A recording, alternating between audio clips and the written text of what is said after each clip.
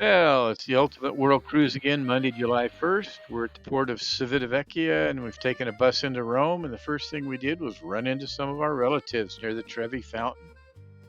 So good to see them after being on the cruise for 7 months. So when we first visited the fountain, it was closed and drained, and the workers were cleaning it up inside, vacuuming all the coins out, and getting it ready for the day. So we stopped back a little later, and there it was, working with the water clean and clear, and it was beautiful.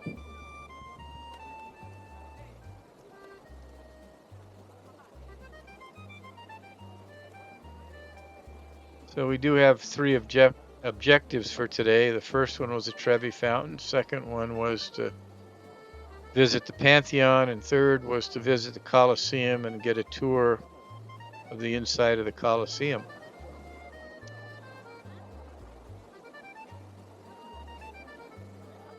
So this particular shore excursion today was covered by Royal Caribbean as part of the Ultimate World Cruise. And one of the wonders of the world, being able to get into Rome and see the Colosseum. They provided a very nice lunch for us.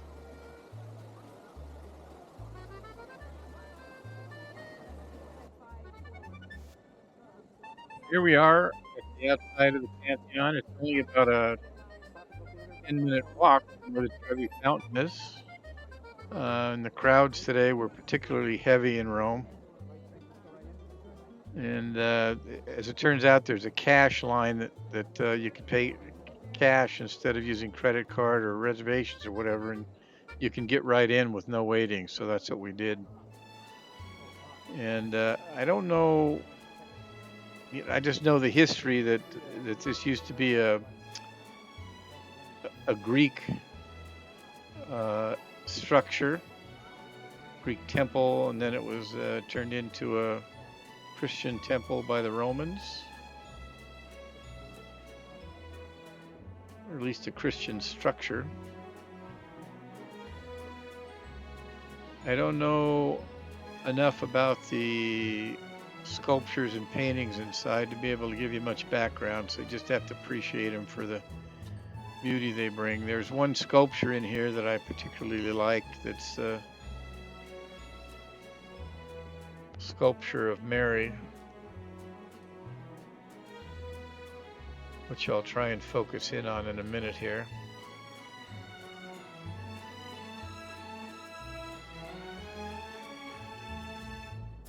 There it is.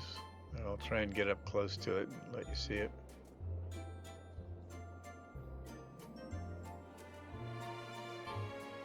It looks like Mary and the boy Jesus.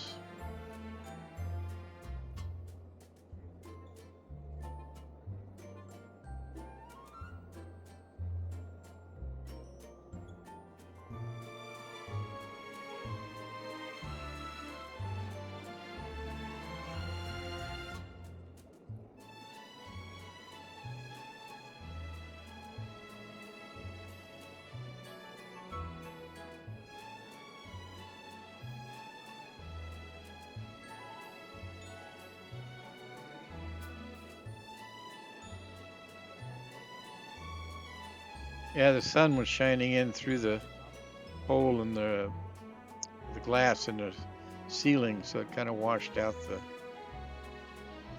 stone in this shot right here.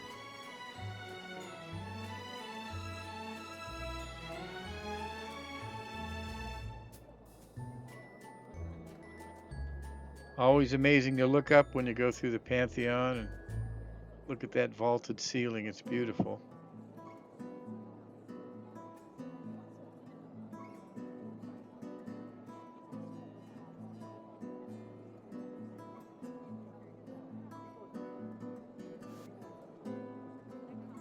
Actually, a dome ceiling.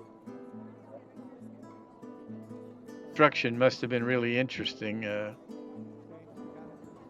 Be able to construct that. And this is exiting the Pantheon, looking at the columns and the roof above the portico. You get an idea of how crowded it was that day.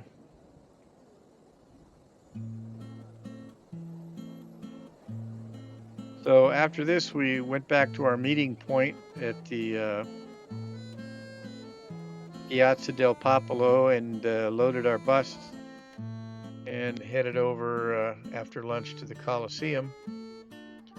And there were only 8 of us in our particular group, so it was almost like having a private tour. We had a tour guide who was quite familiar with the history and surroundings. So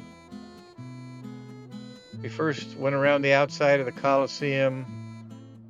We looked at the Constantine Arch and then some of the old structures around the old square in Rome, and then came back for the tour.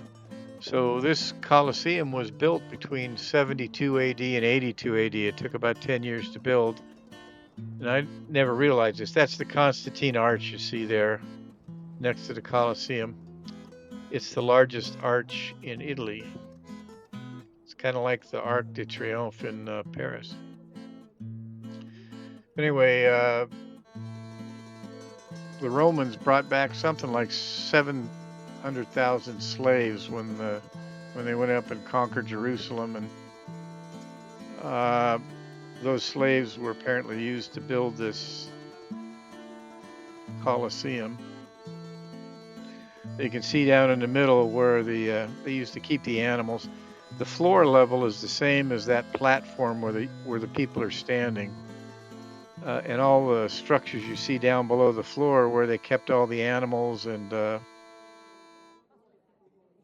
stuff that they raised up to fight to put with the gladiators on top. So that's an amazing structure and really a wonder how they could build this in a short 10 years. So we accomplished all of our objectives, and tomorrow we're off to the port of Carrara, and we're going to be visiting Florence. So stay tuned for a video on Florence tomorrow.